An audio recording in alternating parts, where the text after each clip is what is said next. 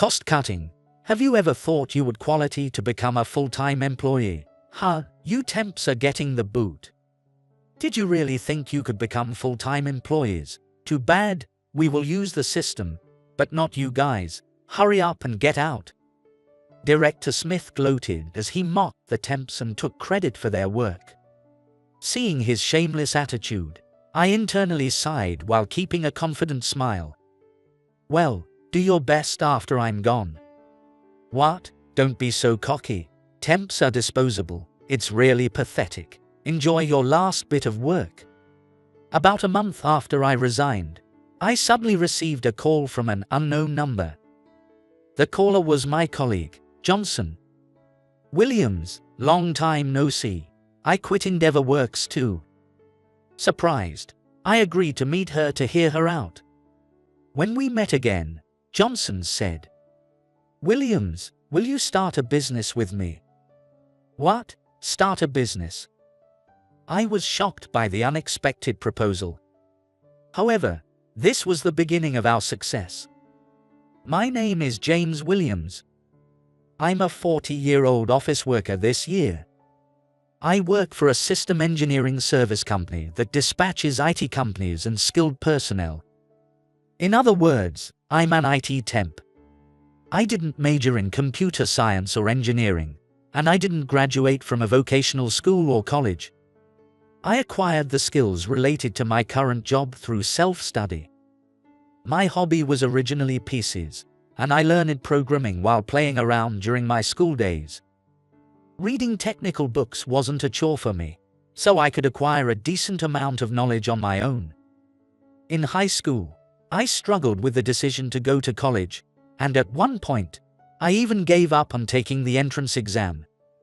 My family was poor, as my father had passed away when I was young, leaving my mother to raise me alone, but she encouraged me to go to college. Since we couldn't afford to take a gap year, I studied desperately for a year after deciding to take the exam. I managed to pass the entrance exam for a local national university's information department, which was strong in science and engineering. My mother was very happy, and it gave me confidence as well. However, a few days after the acceptance announcement, while I was spending the last days of my high school life, I received news that my mother had collapsed. I rushed from school to the hospital to see my mother, who had narrowly escaped death. She was hospitalized for a while. And not only did our family lose its breadwinner, but we also needed funds to pay for the high medical expenses. I decided not to go to college and started working immediately. I had no doubts. However, since I hadn't job hunted, I couldn't find a job right away, so I juggled multiple part-time jobs after graduating high school. Fortunately, my mother's condition was slowly improving each time I visited her, and she eventually began to be discharged and readmitted repeatedly. As her periods of home care grew longer, I was able to nurse her by her side. Once she was out of danger, I finally felt relieved. I was deeply grateful that I didn't lose my only close family member. Don't worry about me anymore, you can go out and enjoy yourself. My mother insisted, but I was worried about leaving her alone for long periods. When she was at home, I did home-based part-time jobs, while also honing my PC skills and studying for certifications. Before long, I was able to take on jobs through crowdsourcing, utilizing my programming and video editing skills. The following year, my mother's condition had stabilized enough for her to start working from home. By then, I was 25 years old. I'm sorry for taking away your valuable college years. You don't need to take care of me anymore. Use your time for yourself. Got it. It's about time I start job hunting. I want to work for a proper company and put your mind at ease. Encouraged by my mother's words, I decided to resume my job search. Through the work I had done via crowdsourcing, I realized that even without a college or vocational school background, my skills and knowledge were valid. Therefore, I focused my job search on the IT companies I was interested in. That said, I was still worried about my mother.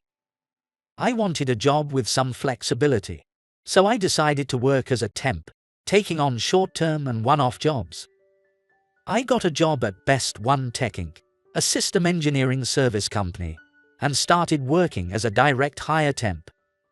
My workplaces were various IT companies to which I was dispatched. Thankfully, I have received high evaluations at these assignments. More and more companies have wanted to extend my contracts for longer terms. By learning the internal workings of various companies, I was able to gain industry knowledge and on-site experience. I found that this way of working, experiencing different workplaces, suited me well, and before I knew it, 15 years had passed. Last year, I left a company where my contract had ended and was assigned to a new company this year. Endeavor Works Inc., a small IT company with fewer than 200 employees.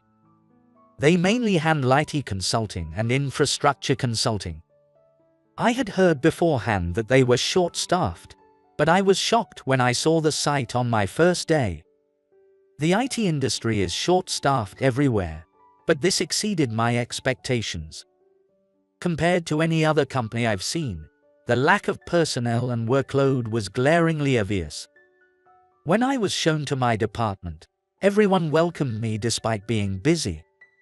However, their faces looked extremely tired, suggesting significant overtime hours. "So, you're the new temp. I'm John Smith, the department manager.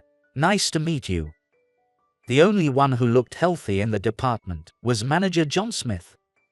He was 47 and had just recently been promoted to manager. "I'm James Williams. I look forward to working with you."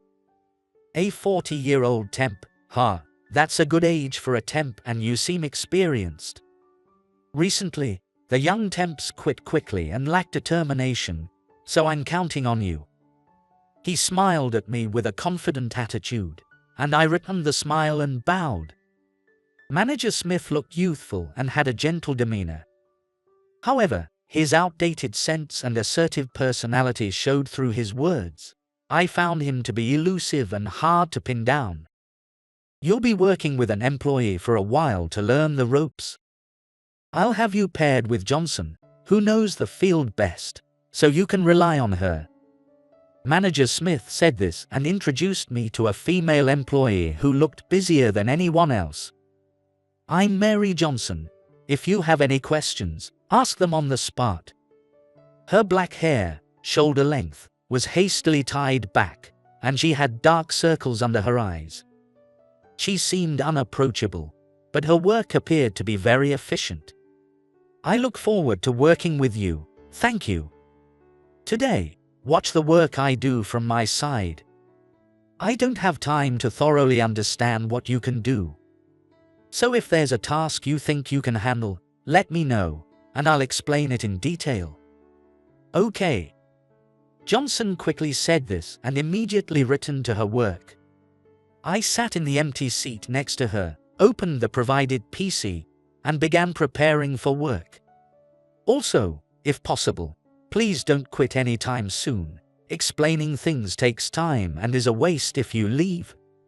She added this while looking at her computer screen. I thought she seemed rude, but as I watched her work, my opinion changed. Johnson was handling the workload of 2 to 3 people while still managing to take care of me. Seeing how busy the workplace was, I had expected to be left alone on my first day.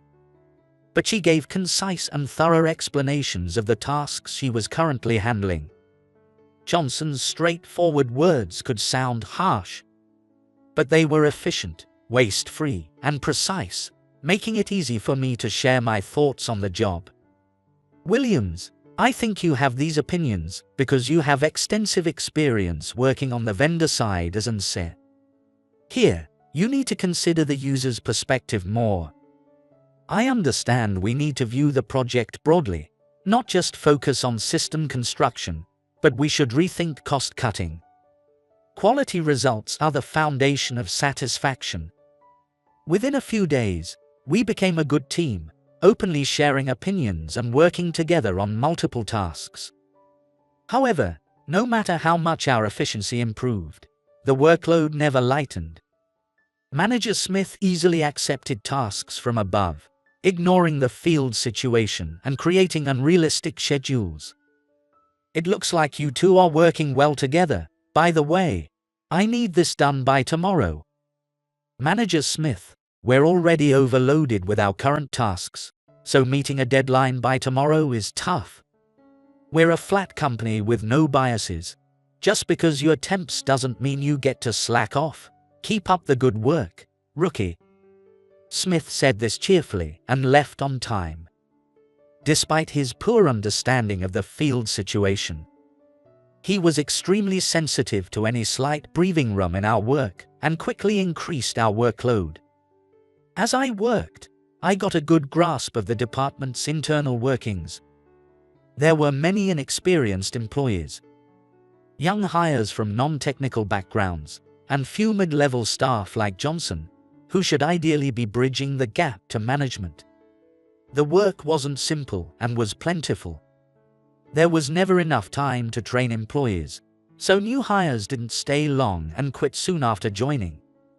And so they ended up hiring temps, but even those temps left quickly. This is what you call a black company. While working late into the night, Johnson said softly, "It wasn't this bad before. In the past year or two, the field has become terribly disorganized." It was clear that the cause was the newly appointed manager Smith. Discontent grew, and the talented employees left quickly. I watched as my peers resigned one by one until I was the last one left. Johnson had been picked up by Endeavor Works' president after the company she joined as a new graduate went bankrupt. She felt indebted to the president and couldn't bring herself to quit despite recognizing the problems. The workload had always been heavy. But after the new manager took over, there weren't enough people, and the company became completely black. It's obvious just by watching that manager Smith is all talk and can't handle the workload. He talks in ideals, sets unrealistic schedules, and leaves the work to others. He forces unpaid overtime, leaves early, and says it's all for the growth of his subordinates, covering it up with pretty words. He may be a smooth talker, but he only managed to bring in contracts. Apparently, manager Smith had previously secured a major contract and made it a success. But his promotion to manager was questioned by those on the ground. Johnson: "At this rate, every remaining employee will collapse from overwork." "I know, I think so too. I want to do something about it, but I'm always swamped with what's in front of me." Hearing her slightly resigned tone, I made a suggestion. Johnson's eyes widened as she listened. "You're right. If we don't quit, we have to change things another way. With you here, Williams, maybe the two of us can do it." Johnson and I resolved to break the current situation. We decided to tackle the unstructured small tasks. The lack of transparency in processes, the unclear workload, and the shared knowledge and common issues that needed to be communicated. After a while, Johnson and I, the senior members, began to run the site. Although I initially thought we might not get along, Johnson and I clicked well and became close friends. Sometimes we clashed and had arguments, but we encouraged each other and kept things running. Despite the busy days, we managed to find time to develop a system. The goal was to implement an internal work system to make everyone's job easier. The time spent on this naturally accumulated as unpaid overtime. With long hours each day and late-night work, Johnson and I often slept at the office. Practically living together, we managed both our regular duties and the development of the system to improve our work processes. After several months, it was finally completed. We finally did it. Now we just need to get manager Smith's approval to implement it. That might be the toughest part. Let's proceed cautiously. After making the final adjustments and completing the necessary paperwork for the system, we spent the weekend planning how to persuade the manager. On Monday, we presented the new work system to Manager Smith and proposed a trial implementation. This system will greatly improve efficiency. We'd like to test it. Can we get your approval? If we implement this system across the department, it will burden everyone. In the worst case, operations could temporarily halt. Seeing the manager's negative attitude, I spoke up. While adapting to a new system will take some effort, it is already complete, and the benefits of a small initial investment are significant. Your workload will also improve significantly. Trying to convey the value of the system and how it would make his job easier. I saw him waver, but his conservative nature led him to delay the decision, and days quickly passed. However, we didn't give up and took turns trying to persuade him. Manager Smith, please allow us to implement the new system to improve efficiency. After several attempts to persuade the manager, a certain person appeared in the department. It was the president, who occasionally came to check on the field. This was my first time facing the president of Endeavor Works up close. Sounds like an interesting discussion. If it leads to improvements and efficiency, we should definitely test it out. Our company needs this right now. No objections, right, Manager Smith? The president, having heard our conversation, urged the manager to approve. Of course, I've always encouraged them to improve productivity through efficiency. It might be a bit tough at first, but everyone will cooperate, right? With a complete change of tone and the agreement of the entire department. The trial implementation was swiftly decided with the president's approval. I was internally annoyed by Manager Smith's easy change of attitude, but I was genuinely happy that our hard work was paying off. The president looked at me. You're the temp Johnson mentioned, right? I've heard you're excellent. Thank you. That's very kind of you to say. No, you've been a great help. We're facing high employee turnover now. I'd like to improve things where we can. If you're interested, consider becoming a full-time employee here. I was surprised by the unexpected offer, but I just expressed my gratitude for his kindness. The president said this and then walked away with a smile. And so, the test implementation of the work system we developed began. At first, we had to fix bugs and errors and deal with data loss and malfunctions. But Johnson and I quickly made improvements to minimize the impact on work. As usual, we worked late into the night and slept at the office, and thankfully, other employees in the department began to help us. Of course, the manager didn't participate. See, I told you, already tough work has become even busier. I warned you for everyone's sake. He only came by to make snide remarks about how difficult the department had become temporarily. But we didn't mind. We all worked together to reduce our working hours and secure a healthier future. It was tough for about a month, but very fulfilling. By the time we were done, the entire department felt like comrades. Thanks to everyone's hard work, the new system began running smoothly, and after testing, it was officially adopted. The department's work became noticeably more efficient, and client issues due to late deadlines decreased. Our overtime hours slowly but surely decreased. Manager Smith reported the test results, and guidelines for implementing the system in other departments were shared. The stagnant atmosphere I had felt when I first joined the company began to lift, and everyone's dark circles started to fade. One day, I was called in by Manager Smith. We have a hearing with a client coming up, and I'd like you to handle it. All right, I'll check the schedule with Johnson. When I said that, Manager Smith shook his head. You've gotten quite used to the job, so I want you to go on this business trip alone. I tilted my head at the word business trip. A temp going alone to a client's place on a business trip. It was an unusual case, so I had doubts. It shows how much I trust you. Hearing this from the manager, I hesitated. The president had also mentioned wanting me to become a full-time employee eventually. So I figured this was a flat company with no barriers between temp and permanent staff. All right, if I'm suitable for the task.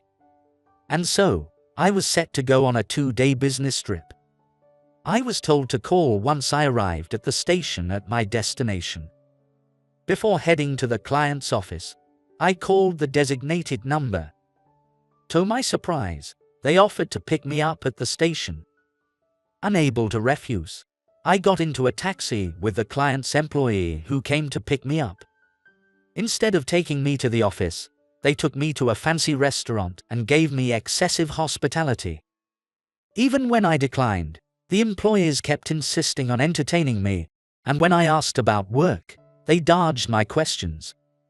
Feeling uneasy, I excused myself to the restroom and tried calling the company I was supposed to visit and my contact there. But I couldn't get through. Sensing something was off, I received a call from Manager Smith.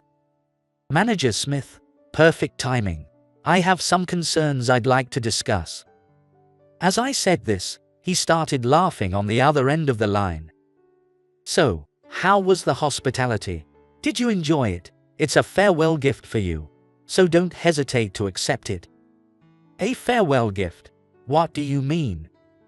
Feeling uncomfortable with his unusually high spirits, I asked cautiously. This business trip is your last job. Good job. That new work system you developed was great. It saved enough man-hours that we don't need to hire temps anymore. His words gave me a bad feeling. Are you saying you want to terminate my contract early? If so, you'll need to contact my agency, Best One Tech, and follow the proper procedure with a valid reason. If I claim you caused problems, that would be grounds to terminate you, right? Manager Smith's sudden change in tone made me more wary.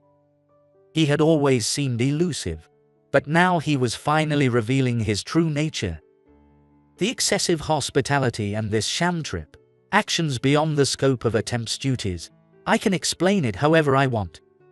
Are you threatening me with fabricated claims? He didn't answer and started speaking cheerfully. You were an annoying shooth, but you were convenient to use and discard. It's a shame to let a temp take credit for this system. I made sure to report it as my direction to the higher-ups. I wasn't surprised to hear Manager Smith brag. His efficiency suggested he had been stealing his subordinates' achievements for some time. That's probably how he reached his current position. But this involves an external contractor, not just internal staff. Does he realize this isn't just an internal issue? Cost-cutting, temps get the boot. Did you really think you could become a full-time employee? Too bad, we're using the system, so get out. I'll be happy to. Do your best after I'm gone. Did he really think I wanted to work as a full-time employee at EndeavorWorks, a company known for its harsh conditions? As a direct hire temp, losing a position doesn't put me in financial trouble. Seeing my calm demeanor, Manager Smith scoffed. What? Don't act tough. Temps are disposable, really pathetic. Enjoy your last bit of work. Maintenance and updates would be handled by Johnson, so they didn't need me. However, Manager Smith didn't realize that terminating my contract would have serious repercussions for EndeavorWorks. As soon as I returned from the sham trip, I received a call from Best One Tech, my agency. The sales rep was perplexed, saying that EndeavorWorks had abruptly terminated my contract. When asked for details, I explained my work situation and Manager Smith's statements without hiding anything. I can't believe it. This is outrageous. Williams is an excellent technician, and this treatment is unfair. The rep was furious and said they would demand a penalty for the unilateral termination of the contract. Otherwise, they would negotiate for more than 30 days' notice or wait until the contract ended, The previous temp employees had been hired by the former manager, so I was the first temp manager Smith had hired. Because of this, he apparently had no understanding of the contracts and employment systems between companies. Although he resisted paying the penalty, the agency insisted it was their right and made the demand. Without a proper handover, I was terminated with the penalty payment. It was unfortunate that I couldn't say goodbye to everyone in the department. But I convinced myself it was just a temporary position as a temp. I sent Johnson a short email explaining the situation and thanking her for her help. Since I had to return the company laptop and phone provided by EndeavourWorks, I included my personal phone number for any future contact. I decided to take it easy and regain my peace of mind until my next contract was finalized. About a month after I left, I received a call from an unknown number. Thinking it might be something important, I answered. As I expected, it was Johnson on the other end. "Williams, long time no see. I left EndeavourWorks too." "Johnson, you left. What happened?" To hear more details, we arranged to meet that evening. When Johnson arrived at the meeting place, she looked healthy and well-rested, with no signs of the dark circles under her eyes. We caught up over dinner, sharing what had happened since we last saw each other. When Johnson heard the story of my departure, she was furious at Manager Smith. "So that's what happened. He was so desperate that he fabricated a business trip because he couldn't wait for your contract to end. He must have been really threatened by your competence. Apparently, it was rumored in the company that I was fired for causing problems at work. But since there was no concrete evidence, Johnson had always thought something was off. I was grateful for her anger on my behalf, and I couldn't help but smile. Because I was suddenly fired, you and the others must have had a lot more work to handle. The bigger problem is that Manager Smith is taking credit for the internal system we worked so hard on." I nodded, recalling Manager Smith's last words to me over the phone. He seemed to think it was only natural that the system Johnson and I developed would continue to be used. Of course, the system we developed could be patented, and it generally belongs to the inventors. "How is the system now?" Manager Smith said. "He left all the maintenance to you." "I've done just enough. It will run smoothly for a while." Johnson hinted that she had left some holes in the system, meaning she had intentionally done just a bit less. "For a while. Either way, if they want to keep using the system, they'll need your permission soon. They'll have to decide whether to pay the patent royalties or completely abandon the system. It should hold up until then." About that, was it really okay to patent it under my name? Manager Smith didn't know yet, but the system implemented at EndeavourWorks was already patented, thanks to Johnson's suggestion, and it was under my name. Typically, if a system is developed within a company, it becomes the company's property as per the contract. Johnson understood that if she filed the patent, it would belong to the company. As a temp, I hadn't signed any transfer agreements, so my patent would never belong to EndeavourWorks. Manager Smith clearly didn't understand my position. "Of course, you were the one who originally came up with the idea, Williams. You also did most of the design work. Considering Manager Smith tried to steal the credit, it's good the patent isn't company property." "That's true, but I still feel bad since we created it together." Johnson's expression changed as if she had an idea. "Then, Williams, why don't we start a company together?" "What? Start a company?" I was surprised by the unexpected proposal. Johnson looked as excited as when we first started developing the system together. "The president, who was my mentor, has decided to retire. If the system stops, the company will face another crisis. So I decided to leave, but I would love to work with you again." Johnson decided to resign as soon as she learned about the president's retirement. When she explained her reasons to him, He apologized, thanked her, and promised to support her future endeavors. But starting a company is too much of a leap. You feel bad about monopolizing the patent. Right, and you mentioned once during overtime that you'd like to start your own business someday. I realized I might have said something like that. It was more of a dream, an unlikely fantasy. I never expected it to come up in such a concrete way. Thanks to the president's help, I've already found work that will sustain us for 2 months. I have plans for the patent too, so please. I hesitated. I imagined the future of leaving my long-time job and starting a business with Johnson. I remembered the fun we had working together from morning till night, even if it was only for a few months. 1 year, if we don't get results by then, I'll return to my current company. Johnson was thrilled by my words, and we shook hands to seal the deal. I resigned from Best One Tech, where I had worked for many years. The company kindly told me I was welcome to return any time. From the next day, I started preparing for the new business with Johnson.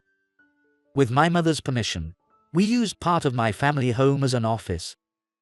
After completing all the necessary startup procedures, I finally felt settled. That's when I received a call from a familiar number. It was Manager Smith's company cell phone number. I had seen it so many times that I memorized it. When I realized it was him, I put the phone on speaker so Johnson could hear as well. "This is Williams. Hey, since this morning, that damn system hasn't been working at all. What's going on?" Without any greeting, Manager Smith started yelling. Johnson and I exchanged glances, knowing this moment would come. It seemed the system glitch Johnson had intentionally left unresolved before she resigned had finally caused trouble. "This is making work impossible. How could you install such a crappy system? Fix it now. If you want to continue using my system, there will be a usage fee. If you need maintenance and support, there will be additional charges. Don't be ridiculous. This was created by a temp during work hours at our company." Before I could finish, Manager Smith started shouting again, but Johnson calmly spoke up. "No, Williams developed it outside of work hours. The logs are there as proof." "Johnson, why are you there? Your sudden resignation threw the field into chaos. Won't you come back?" Surprised by Johnson's presence, Manager Smith's anger momentarily subsided. Considering Johnson's work history, her sudden resignation must have been a significant blow. I decided to start a business with Williams. Of course, the patented system Manager Smith wants to use is part of our service. When we calculate the usage fees and future maintenance costs, it comes to about $20 million. Manager Smith gasped. "What are you talking about? There's no way we'd pay that kind of money for that piece of junk. You are at least required to pay for past usage, otherwise, we will proceed with a civil lawsuit."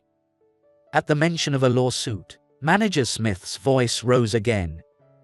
"Don't be ridiculous, Johnson. Were you in cahoots with that incompetent temp?" Johnson's anger was evident to me as she responded to the insult. "Let me tell you. Without Williams, who you call incompetent, our company's operations would have collapsed long ago. EndeavorWorks has become a company that relies on a single temp because you couldn't manage." Manager Smith always referred to me as you or temp. Johnson noticed he had never once called me by my name. Manager Smith growled in frustration over the phone. "And if you think it's a piece of junk system, you don't have to use it." Johnson's words caught his attention. "Fine, if it was all you're doing, just revert it back." "Understood. Then, we will expect your promise never to use our developed system again." Johnson demanded the complete cessation of the system's operation in exchange for waiving the usage fees up to that point. Soon after, EndeavorWorks underwent a change in leadership. At the same time, The internal system was completely shut down. The company, reverting to its black company ways, saw an exodus of employees. It was clear the operations, which had been barely sustained by the system, would collapse. All of Manager Smith's direct subordinates resigned, halting the department's operations. Johnson and I heard this directly from former colleagues. Manager Smith begged us not to leave at the end. It was his own doing. He got really mad when we said we couldn't work without you and Johnson, and that we were following you. Those laughing colleagues were now interviewing at the company Johnson and I had started. I was so happy when Johnson contacted me. Those who couldn't come here were also delighted. Johnson had not only secured contracts to implement the halted system at other companies, but also arranged other necessary steps. She quickly signed contracts to introduce the system to competitors, ensuring regular patent royalties. Using those funds, we expanded the company and increased the number of jobs we could handle. We also started recruiting former colleagues from Endeavor Works. Of course, not everyone could come over, but 3 talented colleagues joined our company. Our company steadily expanded the scope and scale of our projects. After a while, when we had 5 employees, we received a call from a former client from our days at Endeavor Works.